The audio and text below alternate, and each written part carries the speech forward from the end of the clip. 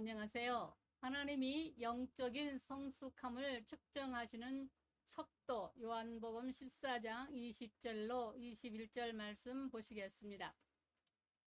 그날에는 내가 아버지 안에 내가 너희 안에 내가 너희 안에 있는 것을 너희가 알리라.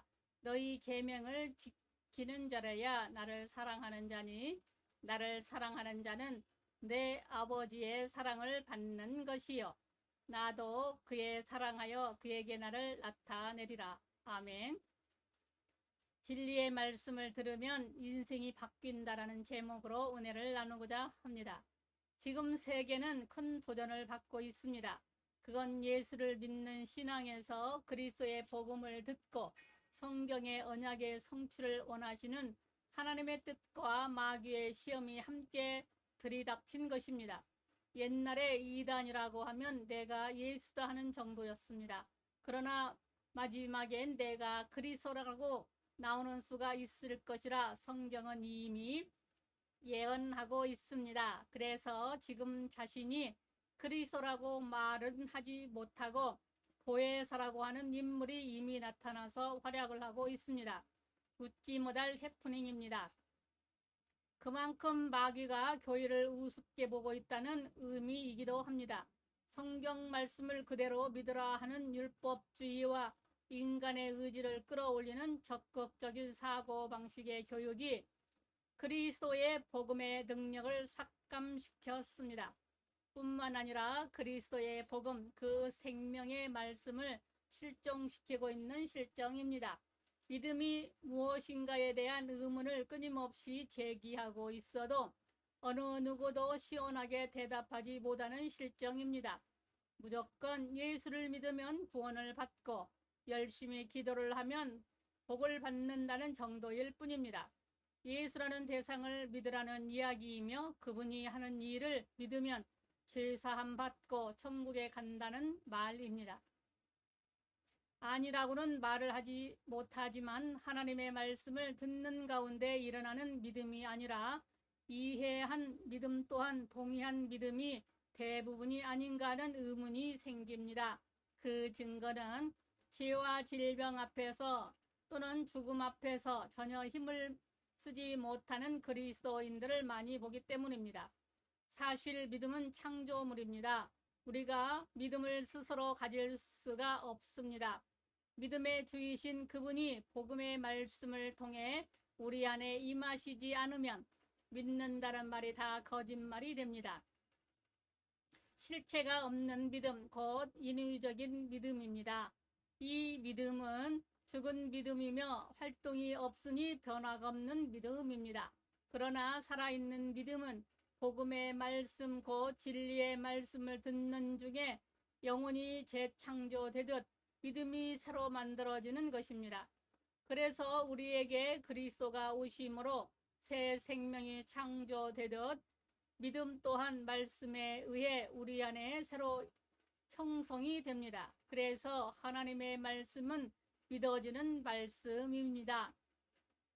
그러므로 믿음은 들음에 의해 창조되며 그 말씀은 그리스도의 말씀입니다. 복음의 말씀은 그리스도가 우리 안에 임하셨다는 내용이 그 방점입니다. 주 예수 그리스도께서 죽으신 목적도 그리스도께서 우리 안에 거하시기 위함입니다.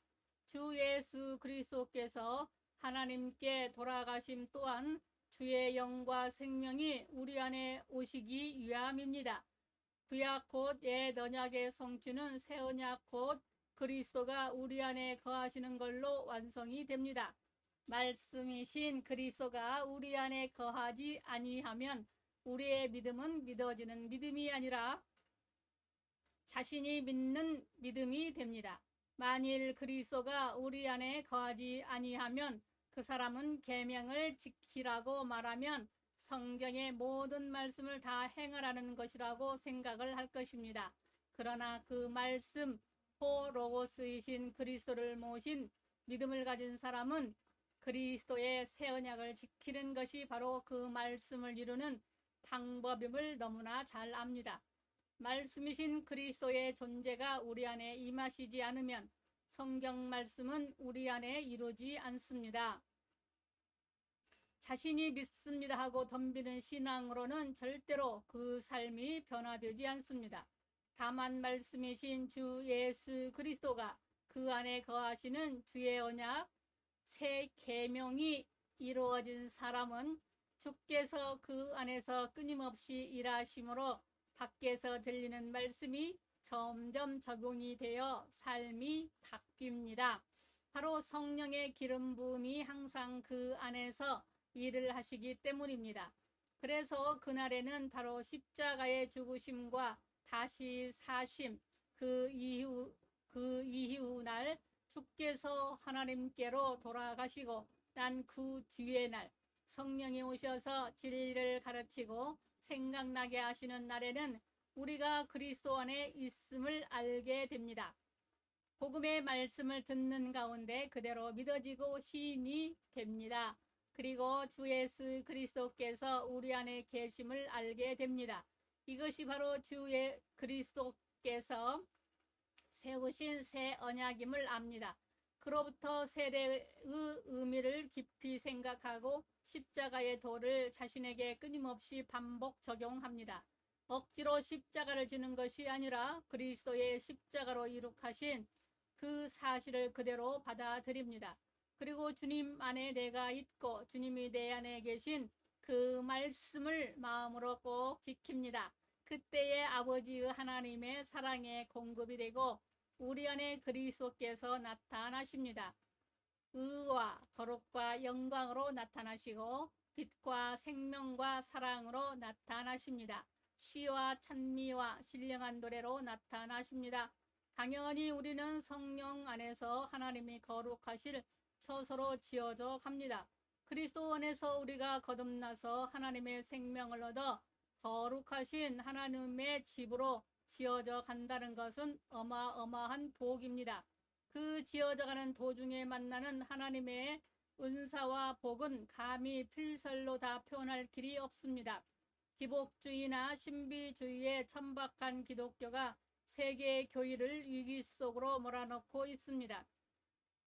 거기다가 현대 교육학이 기독교를 냇가의 조약돌같이 반질반질한 사람을 만들어 놓고 있습니다. 도무지 주의 영과 생명을 뿜어내는 그리스도인들을 찾아볼 수 없을 정도입니다. 오히려 사람의 맛을 내기만 해도 좋겠습니다.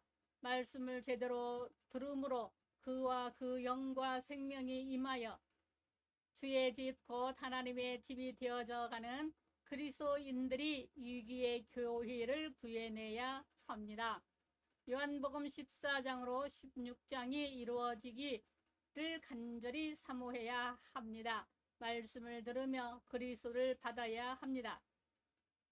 그 안에 자신이 발견되고 그분을 모신 약속의 말씀을 굳게 지키면 성령께서 그 사모함 위에 기름을 부으실 것입니다.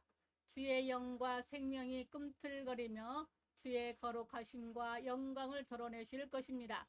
자신도 모르는 사이에 자와 상이 바뀌고 존귀한 신분과 가치를 가지고 하나님은 이 땅에서 우리의 삶을 가지고 계시지만 우리를 향한 그분의 계획은 언제까지나 한결같고 그분의 뜻은 영원히 변하지 않습니다.